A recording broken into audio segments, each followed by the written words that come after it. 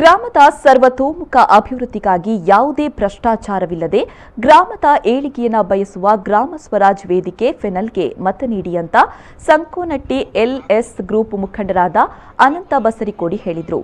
ಅವರು ಬೆಳಗಾವಿ ಜಿಲ್ಲೆಯ ಅಥಣಿ ತಾಲೂಕಿನ ಸಂಕೋನಟ್ಟಿ ಗ್ರಾಮದಲ್ಲಿ ಕಾಲ್ನಡಿಗೆ ಮುಖಾಂತರ ಮನೆ ಮನೆಗೆ ತೆರಳಿ ಭರ್ಜರಿ ಪ್ರಚಾರವನ್ನು ನಡೆಸಿ ಮಾಧ್ಯಮದವರೊಂದಿಗೆ ಮಾತನಾಡಿದರು.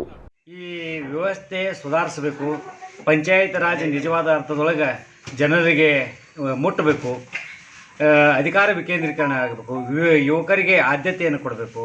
ಯುವಕರನ್ನು ಈ ಚುನಾವಣೆಯೊಳಗೆ ನಾವು ಗ್ರಾಮ ಸ್ವರಾಜ್ಯ ವೇದಿಕೆ ಮೂಲಕ ಯುವಕರಿಗೆ ನಾವು ಹೆಚ್ಚಿನ ಆದ್ಯತೆಯನ್ನು ನಾವು ಕೊಟ್ಟಿದ್ದೀವಿ, ಮಹಿಳೆಯರಿಗೆ ಕೊಟ್ಟಿದ್ದೀವಿ. ಈ ವೇದಿಕೆ ಮುಖಾಂತರ ಗ್ರಾಮದಲ್ಲಿ ಕುಡಿಯುವ ನೀರು, ಸ್ವಚ್ಛ ಕುಡಿಯುವ ನೀರು, ಆಮೇಲೆ ಭ್ರಷ್ಟಾಚಾರ ರಹಿತವಾಗಿರ್ತಕ್ಕಂಥ ಮನೆಗಳ ವಿತರಣೆ, ಯಾವುದೇ ನರೇಗಾ ಯೋಜನೆ ಇರ್ಬೋದು, ಈ ಎಲ್ಲ ಯೋಜನೆಗಳನ್ನು ಜನರಿಗೆ ಪಾರದರ್ಶಕ ರೀತಿಯಲ್ಲಿ ನಾವು ಕೊಡ್ತಕ್ಕಂಥ ಸಂಕಲ್ಪವನ್ನು ಈ ಗ್ರಾಮ ಸ್ವರಾಜ್ಯ ವೇದಿಕೆ ಮೂಲಕ ನಾವು ನಡೆಸಿಕೊಡ್ತೇವೆ ಅಂತೇಳಿ ಈ ಮೂಲಕ ನಿಮಗೆ ಸ್ಪಷ್ಟಪಡಿಸ್ತೀವಿ.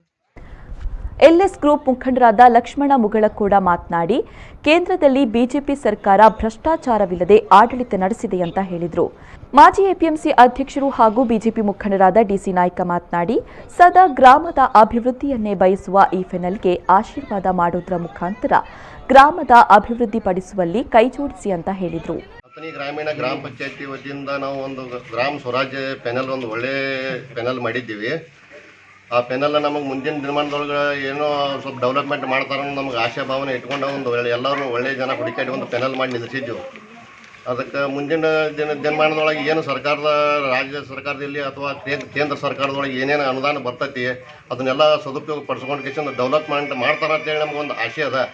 ಅದಕ್ಕೆ ಎಲ್ಲರೂ ನಾವು ಗ್ರಾಮೀಣ ಭಾಗದವ್ರಿಗೆ ಎಲ್ಲ ಮತದಾರಿಗೆ ಒಂದು ಕೇಳ್ಕೊಳ್ಳೋದಂದ್ರೆ ಒಳ್ಳೆ ಪೆನಲ್ಗೆ ಎಲ್ಲರೂ ಆಶೀರ್ವಾದ ಮಾಡಲಿ ಅಂತ ಹೇಳಿ ಅವ್ರ ಪರವಾಗಿ ನಾವು ಕೇಳ್ಕೊತಾ ಇದ್ದೀವಿ. ಇದೇ ಸಮಯದಲ್ಲಿ ಗ್ರಾಮ ಸ್ವರಾಜ್ ವೇದಿಕೆ ಫೆನಲ್ ಅಭ್ಯರ್ಥಿಗಳಾದ ಮಹಾವೀರ ಆಚಾರಟ್ಟಿ, ನಿಂಬೆವ್ವ ಸನಂತ ಚಿಗರಿ, ಅಪ್ಪಸಾಬ ತೇರಾದಳ ಮತ್ತಿತರರು ಉಪಸ್ಥಿತರಿದ್ದರು.